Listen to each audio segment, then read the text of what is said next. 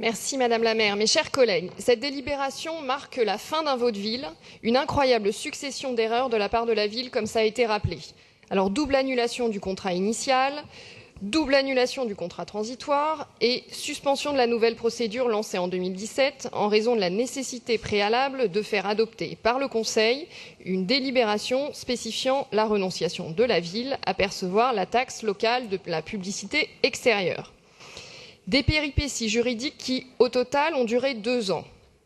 2 ans au cours duquel il aurait fallu qu'une réflexion en profondeur soit menée sur la place et la mission de la publicité dans la ville.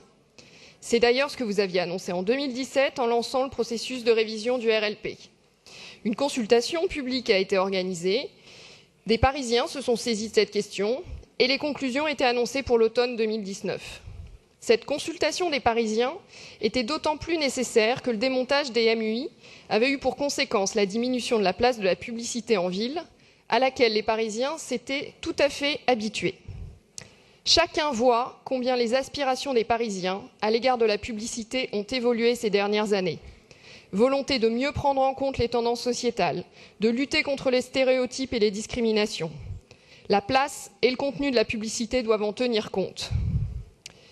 Nous nous sommes rendus compte qu'un certain nombre de questions se posent sur la place et l'évolution de la publicité en ville. Cela ne concerne pas seulement les nouvelles technologies, mais aussi le paysage de la rue. Ce n'est pas moi qui le dis, c'est vous, Monsieur Misika, une phrase pleine de bon sens. Alors, dans ce cas, pourquoi, comment interpréter votre annonce, il y a à peine 2 mois, du report sine die de la révision du RLP ? Compte tenu du retard pris en raison des erreurs juridiques, la révision du RLP aurait dû intervenir avant que ne soit concédé tout affichage publicitaire. En annonçant qu'elle n'aurait pas lieu avant les municipales, l'exécutif confisque le débat sur la place de la publicité en ville. On fait les choses à l'envers. Plutôt que de débattre sur le quoi, on doit se prononcer sur le comment.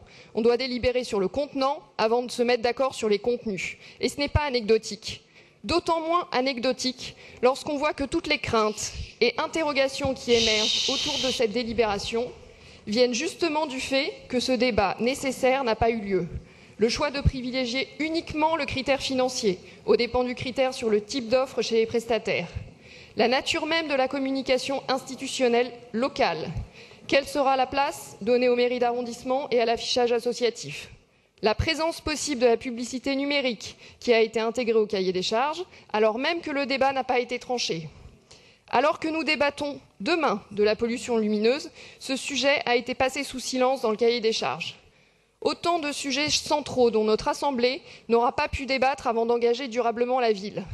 Parce que vous n'avez pas de majorité pour voter la révision du RLP, vous confisquez le débat sur un sujet pourtant majeur pour les Parisiens.